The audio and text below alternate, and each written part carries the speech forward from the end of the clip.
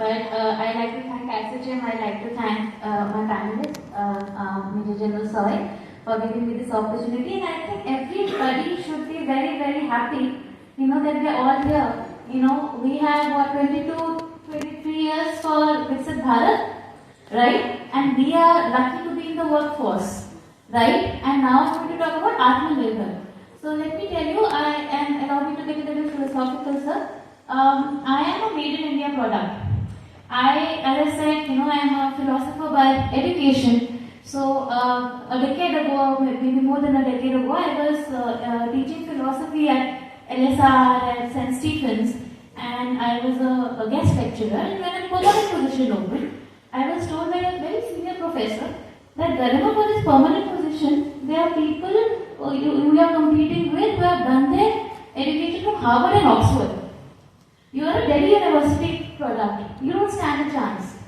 Now, logically, it did not make any sense. Because for philosophy, you don't need technical tools. So, and I was teaching students, Indian philosophy, ethics and logic. So, but the problem was that we are in a Eurocentric world. Whatever is the best was determined by the West. And that continued, and that was a hamper in my career growth. I did apply to Bristol University, from where Nobel laureates get out. It's also a land of vampires, apparently. I did not have the funding, 50 lakhs to go there. I dropped the idea because ROI to you come back to India, you are competing against, Harvard, Oxford people for, earning in Indian rupees. I changed my stream. Luckily, I was Atmanirbhar, and I thought I'd get a job somewhere, and now I'm in the risk consulting industry.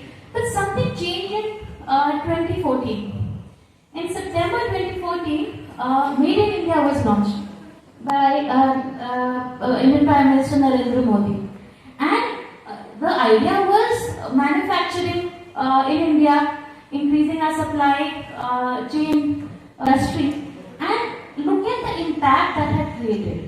I'll request Major General Soy to correct me, because I'm going to talk about defense exports, how that changed. So after 1947, our artillery and everything was imported usually, and we did very little manufacturing by HAL and BEL and all. And I think in 1959 we started a little bit of export to a few friendly countries. Then in 2001 there was a game changer when the private industry was allowed to export. Defense manufacturing was done, and then between 2004 and 2014, our export numbers was 4312 crores, right? And from 2014 to 2024, it is now the number is now 88319 crores. There has been a 30-fold increase in defense manufacturing, sir. Last year it was around 21,000 crore. Yes, sir. Defense exports. Yes, and now we export to 90 countries, right? And what has that led to? That has led to and that has happened because of a strategic shift, because of policy reforms, and because of diplomatic efforts. To the point that I think when a foreign minister was asked, and I've seen this in a reel by some Western reporter, she said that look, there is the West led by US, and then there is China at the other end. And the question was, where does India fit into? And he snuck her right there and said that I'm sorry, but this is a construct which you are imposing on me. Our foreign minister said that I am the 1/5 of the world's population, I am the 5th largest economy.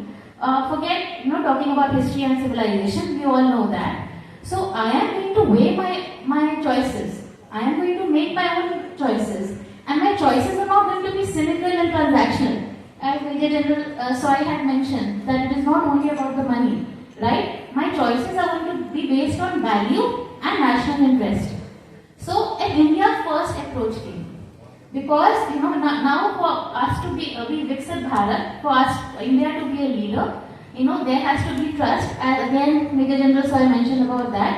We have established trust even with neighbors who don't really reciprocate, right? Sri Lanka was supported so much by India.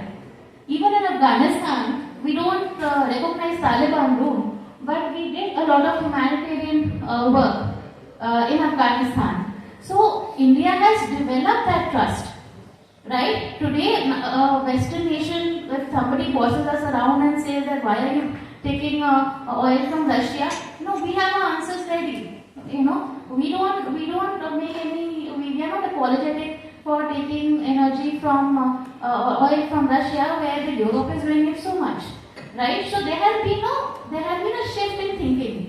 From a Eurocentric approach, we have actually become Atmanirbhar, and our government is doing everything for that. I think yesterday, Prime Minister Modi was in Singapore, and there has been a deal about semiconductors, and he's pitching to other countries, saying that India is the best resilient alternative in the supply chain market.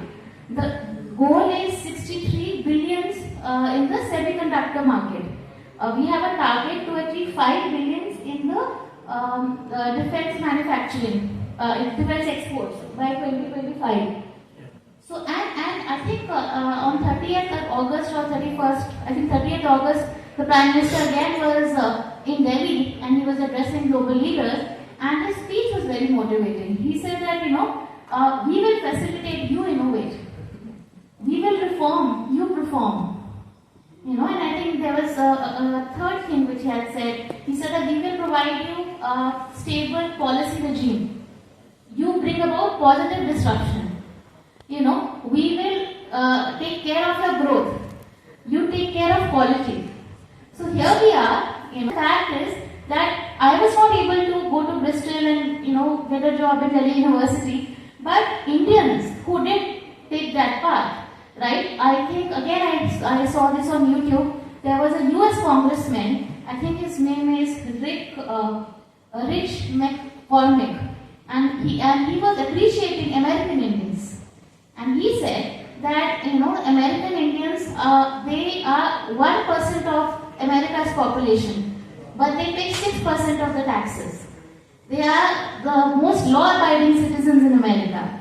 They do not create any problems as the other citizens do. In his constituency, 1 out of every 5 doctors was Indian. Right? They were the most creative and the most productive citizens in America, because they were most productive, they did not create a lot of problems, which the other Americans are doing. So I think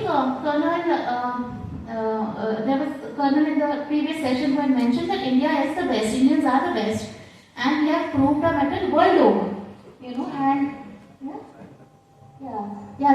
So we had proved our mettle world over, and now we have the chance and the opportunity. And we are at a good position that we can actually, with the Atmanirbhar Bharat, we can actually move towards Viksit Bharat. And I would request everybody to think, put their thinking caps on and think of how collaborations can be done and what more can be done, because we have very little time to reach that goal. Thank you so much, very much.